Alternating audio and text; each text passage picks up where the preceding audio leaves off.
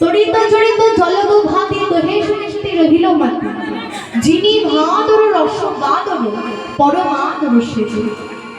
আজ কুঞ্জে রসের বাদর নেমেছে গো, রসের বাদর নেমেছে গো, আজ রসের বাদর নেমেছে গো, রসের বাদর নেমেছে। সর্বদন হরি একবার হরি বল, রসের বাদর নেমেছে হরি বল, হরি বল, রসের বাদর নেমেছে গো, রসের বাদর নেমেছে গো। আজ কুঞ্জে রসের বাদরে নেমেছে। আজ কি হয়েছে দেখো, বিদ্যুৎ চমকালে যেমন শোভা হয়, যেমন সুন্দর লাগে দেখতে, আজ তাকেও পরাজয় করেছে। পরাজয় করে আজ রাধা গোবিন্দ আমার শয়নে আছে।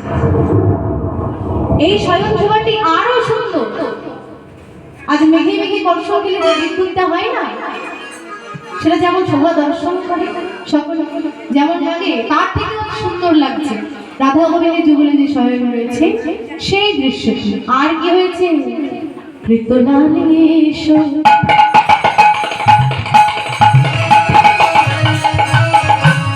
ভুজবালেশ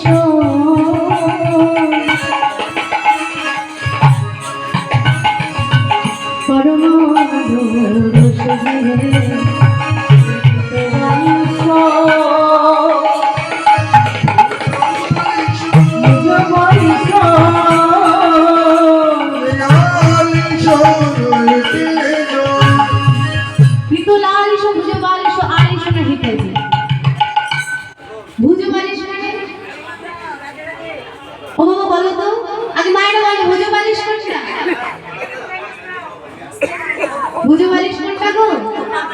রাধা গোবিন্দ কেমন ভাবে সাজানো আছে?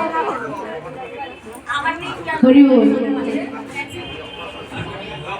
এই যে গোবিন্দের এইটা হচ্ছে ভুজ বালিশ। এই ভুজ বালিশ এই মস্তকে রেখে আজ রাধারানীর সামনে আছে। আর ফুলের বালিশ কোথায় গেল? আজ ফুলের বালিশ চলে গেছে গোবিন্দ রাধা গোবিন্দের যুগল চরণের তলে। যুগল চরণ পেলে কি কেউ ছেড়ে দেয়? আজ মহাজন বলছে যে ফুলের বালিশ রায়কে সুখ দিতে পারবে না, আর সুখ দিতে পারবে না বলে আজ রাধা গোবিন্দের যুগল চরণের বালিশ লুটিয়ে পড়েছে।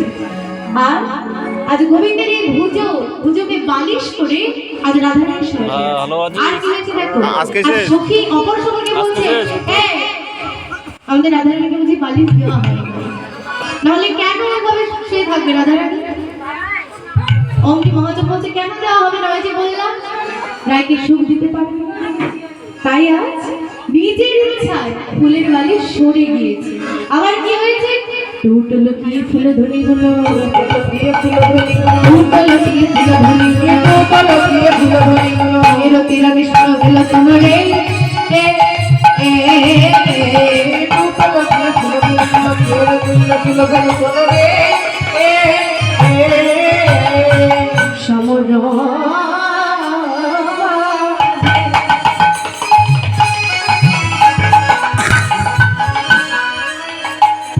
Oh